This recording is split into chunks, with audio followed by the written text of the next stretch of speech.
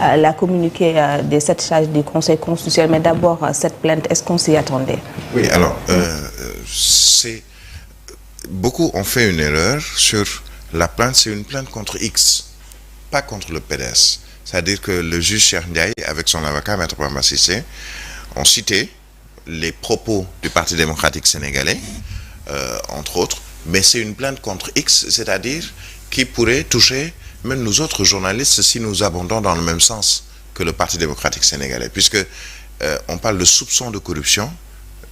On a parlé de l'ouverture d'une enquête, d'une commission d'enquête parlementaire qui ne devrait tarder peut-être demain avec la plénière qui doit se réunir à l'Assemblée nationale. Mais le juge Cheikh Ndiaye, se sentant offensé par le fait que le Parti démocratique sénégalais, et il a rappelé dans le texte qui fait part de cette plainte contre X, que il n'y a pas eu de signature du communiqué du PDS. On sait que ça vient du Parti démocratique sénégalais, on suppose que ça vient même de peut-être ces instances dont Karim Wade, entre autres, mais le juge Cheikh Ndiaye et son avocat rappellent que le texte du PDS n'a pas de signature, donc personne pour identifier qui est à l'origine de ce texte, même si on sait que c'est le Parti démocratique sénégalais. Alors, le fait que le juge Cheikh Ndiaye, membre du Conseil constitutionnel, porte plainte contre X, c'est une manière pour lui, et avec une certaine solidarité des autres membres et autres sages du Conseil constitutionnel, puisqu'on a vu après le communiqué du Conseil constitutionnel, une manière pour lui de dire « Attention, ne jetez pas l'opprobre sur ma personne, sur le Conseil constitutionnel, et quel que soit l'auteur, que ce soit le Parti démocratique sénégalais, qui est un parti politique, qui a peut-être des représentants à l'Assemblée nationale, entre autres, ou d'autres autorités, et même d'autres personnes qui abondent dans le même sens que le Parti démocratique sénégalais, il va falloir prouver vos propos.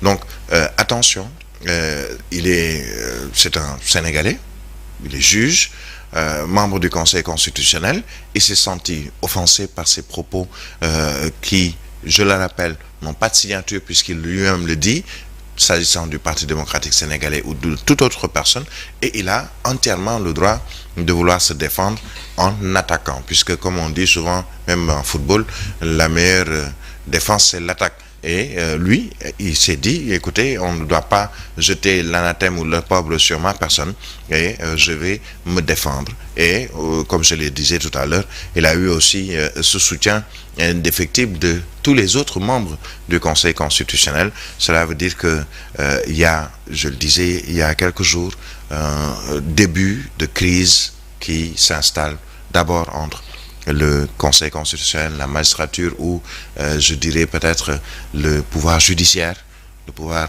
législatif et même le pouvoir exécutif. Et Dieu seul sait comment finira cette affaire.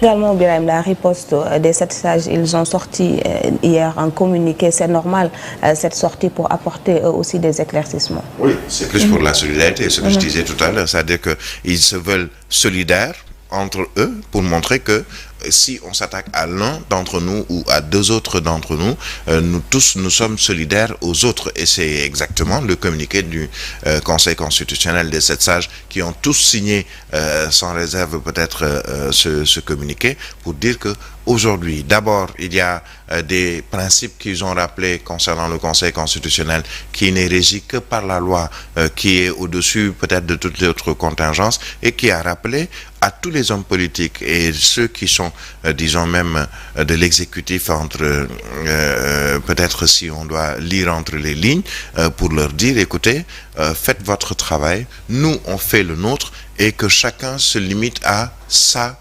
juridiction ou à ses pouvoirs. Nous sommes le pouvoir judiciaire. Ils ont eu déjà l'onction et le soutien de l'Union des magistrats du Sénégal. On a vu la réponse du Parti démocratique sénégalais par rapport à l'Union des magistrats du Sénégal. Et même quelqu'un comme Birahim Seck du Forum civil qui estime que pour la séparation ou le principe de séparation des pouvoirs ne veut pas dire qu'on doit tout laisser passer. Il faut nécessairement qu'il y ait des éclairages sur ces soupçons de corruption à l'encontre de la magistrature ou à l'encontre des juges du Conseil constitutionnel. L'Union des magistrats du Sénégal qui a rappelé que selon la loi, les juges ou les membres du Conseil constitutionnel ne peuvent être entendus par les députés à l'Assemblée nationale. Le Parti démocratique sénégalais qui est revenu pour dire que si, ils peuvent être entendus puisque pour la plupart, ils sont d'anciens magistrats, donc n'exerçant plus en tant que magistrats du siège ou magistrats dans les juridictions sénégalaises, mais qu'ils peuvent être entendus au même titre que toute autre personne qui pourrait apporter la lumière sur cette affaire de corruption présumée ou supposée. Ce qui est sûr, c'est que il y a cette fois deux camps qui vont se dresser, l'un à savoir les membres du Conseil constitutionnel et l'Union des magistrats du Sénégal, et l'autre, ce sont les hommes politiques, notamment l'Assemblée nationale, et ce qui est déjà clair, c'est que demain, à l'Assemblée nationale, ils vont mettre sur pied cette commission d'enquête parlementaire. Maintenant, quelle sera l'issue de cette commission ? Est-ce que cette commission pourra auditionner les membres du Conseil constitutionnel et surtout ceux qui sont désignés dans cette affaire de corruption présumée? Ce sont autant d'interrogations, mais difficile de trouver une réponse tout de suite. Ce qui est sûr, c'est qu'il y a une crise qui est en train de grandir, une crise très latente, disons, entre les pouvoirs et une crise institutionnelle, si l'on y prend garde, qui pourrait aboutir à des situations que le Sénégal ne voudrait pas. D'accord, cette plainte Lamine Senghor, bien sûr, de Cheikh Ndiaye et cette communiqué, la communiqué des 7 sages. Ouais, je pense qu'on s'y attendait par rapport à ces sorties. Déjà des 7, en tout cas un des magistrats qui ont été accablés dans ce communiqué du Parti démocratique sénégalais. Ils ont sorti, un parmi eux, Cheikh Ndiaye, comme vous le disiez tout à l'heure, a porté plainte par rapport donc à X sur ce communiqué, comme le dit Birahim Touré, qui n'a pas été signé, en tout cas quand on le déposait au niveau de l'Assemblée nationale. Maintenant, on verra quelle sera la suite, puisque l'Assemblée nationale est appelée en séance plénière demain, mercredi. On verra quelle sera la suite, mais il y a beaucoup de débats par rapport à cela. Aujourd'hui, c'est justement Cheikh Ndiaye qui porte plainte, après le communiqué du Conseil constitutionnel, l'UMS qui sort, la société civile encore une fois qui sort de l'autre côté, le Parti démocratique sénégalais qui dénonce et qui même regrette la sortie en tout cas de l'UMS pour en quelque sorte soutenir les magistrats du Conseil constitutionnel. Autant de choses à parler par rapport à cette situation. Maintenant, où est-ce que ça va aboutir?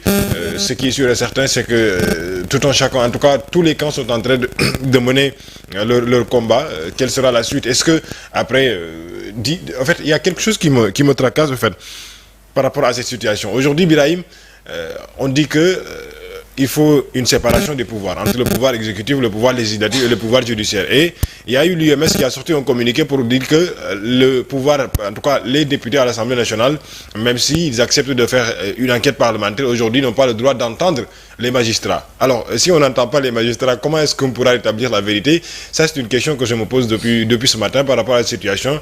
Et on verra quelle sera la suite. Oui, c'est une question que tout le monde se pose, puisque l'Union des magistrats du Sénégal avait déjà même anticipé en disant que non, on ne peut pas entendre les magistrats ou membres du Conseil constitutionnel.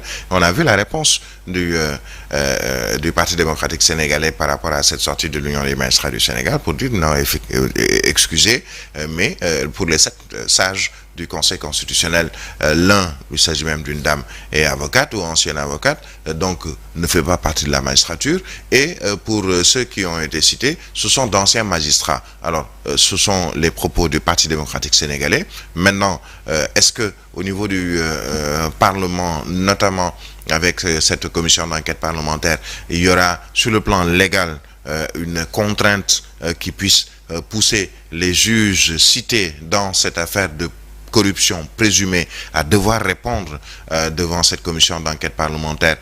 Je donne ma langue au chat, peut-être que des juristes pourraient nous éclairer sur le sujet, mais ce qui est sûr, c'est que le Conseil constitutionnel a fait et cause pour les 2 membres de ce conseil qui sont accusés et cités nommément par le Parti démocratique sénégalais pour corruption présumée, puisque même dans la lettre ou dans le propos du Parti démocratique sénégalais, on parle de présomption plutôt de corruption, mais on n'affirme rien. On nous dit après qu'il y a des audios ou des preuves de ces allégations du Parti démocratique sénégalais. J'ai lu par exemple hier dans les lundis de Madiambal Diagne qui dit que il y a eu certains journalistes triés sur le volet à qui l'on a montré ces éléments de preuve concernant cette supposée corruption de certains magistrats. Alors tout ceci pour dire qu'on est en train d'entrer dans une spirale ou dans une situation qui risque d'être inextricable, j'y arrive, puisque d'un côté on se braque, de l'autre également on ne lâche pas. Qui va lâcher du lest par rapport à cette situation et quel est l'intérêt aujourd'hui? Comme le disait hier quelqu'un, je pense que c'est Madiambal dans son lundi de Madiambal, qui dit mais qui a intérêt à corrompre? Qui sont les corrupteurs? Où est le corrupteur? S'il y a corruption, bien entendu, je le rappelle. Et qu'est-ce qui va advenir de cette situation sur le plan électoral, surtout par rapport à cette échéance du 25 février, puisque, je le rappelle, c'est dimanche prochain ou samedi et au soir que démarre la campagne électorale. Le samedi déjà, je pense qu'il y a des journaux qui sont revenus sur le tirage au sort qui a été effectué par le CNRA concernant l'ordre de passage des candidats pour la présidentielle du 25 février. Et je pense que oui, alors c'est Idrissa Seck qui passe en premier, mais dans la liste des 20, il y a Bassirou Diomaye Faye. C'est un autre cas qui va se poser peut-être d'ici demain ou après-demain par rapport au CNRA qui est dans une situation peut-être assez compliquée concernant cette candidature ou le temps d'antenne. Ça veut dire qu'on va vers des lendemains qui sont, quoi qu'on puisse dire, assez incertain au plan politique, au plan même institutionnel. Est-ce que cela va être à l'origine d'un report de la présidentielle du 25 février? Tout le monde dit non à un report de cette présidentielle du 25 février, mais on ne sait pas de quoi demain sera fait, surtout avec cette situation entre des pouvoirs, le judiciaire, le pouvoir exécutif et même le pouvoir législatif. D'ailleurs,